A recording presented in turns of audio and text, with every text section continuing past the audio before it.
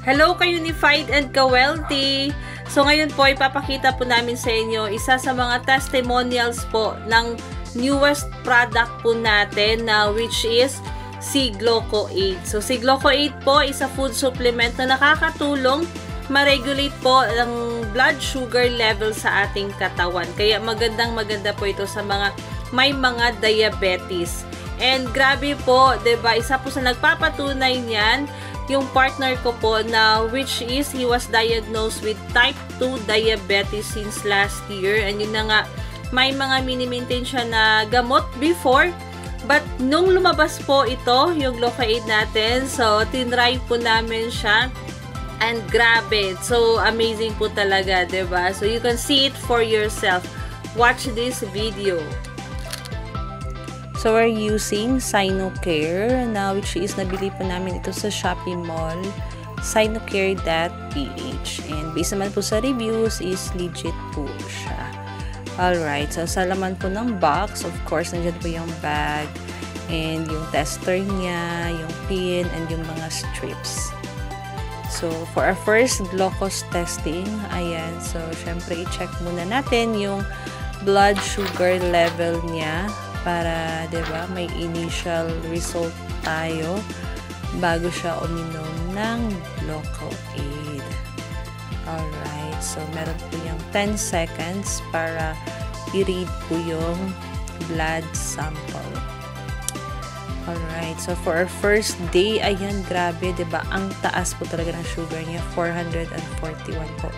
So, nasa danger, ano po talaga yan level. So, for our day 1, of course, he will be taking 2 capsules after meal po niya yan iniinom. Alright, diba? So, for him po, since wala pong overdosage yung Gloco 8 natin, so, twice po siyang umiinom. After breakfast and after dinner, 2 capsules each meal. Alright.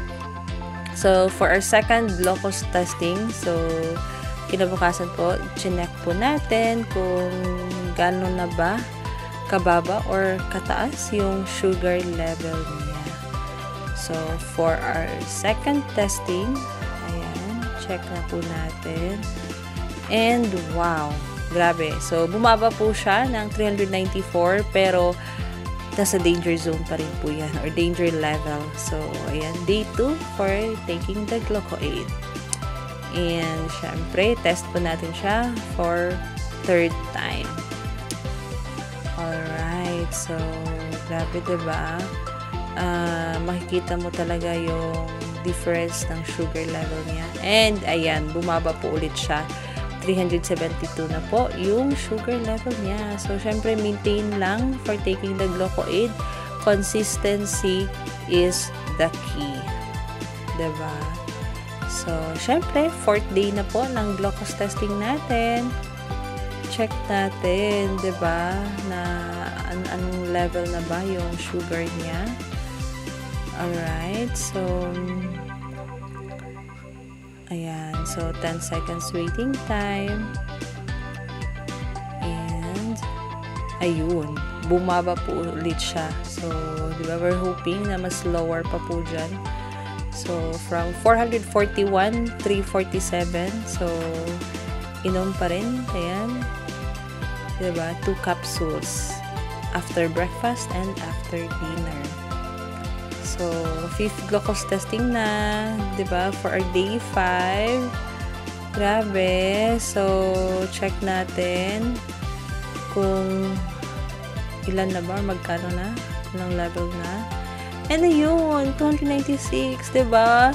So, umabot na po talaga siya ng 200. Grabe. So, part 1 pa lang po ito. Although, yung 296 po is, hindi pa po talaga siya normal blood sugar level. But, hindi naman po kasi abrupt yan, diba? Na normal agad in 5 days time lang. So, day 5 pa po tayo. And, consistent niya po yan iinumin. So, abangan po yung part 2. Diba, na we will be showing na nasa normal level na yung sugar niya. Okay, so thanks to Gloco 8 na ano niya, diba, regulate yung sugar level ng katawan Okay, so let's see for our part 2. So, thank you for watching.